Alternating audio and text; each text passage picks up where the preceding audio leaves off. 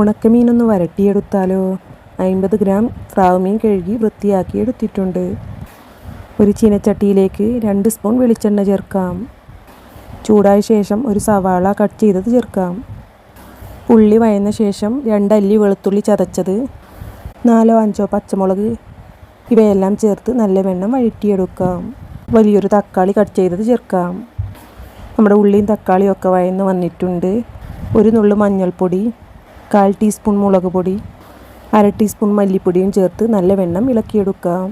ഇനി 1/2 ഗ്ലാസ് വെള്ളമൊഴിച്ച് തിളപ്പിച്ചെടുക്കാം.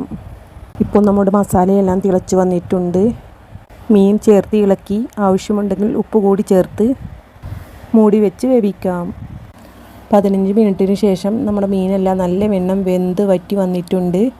1 സ്പൂൺ വെളിച്ചെണ്ണ ചേർക്കാം. അപ്പോൾ ടേസ്റ്റിയായ നമ്മുടെ ഉണക്കമീൻ വരട്ട് റെഡി ആയിട്ടുണ്ട്. എല്ലാവരും ഒന്ന് ഉണ്ടാക്കി നോക്കണേ.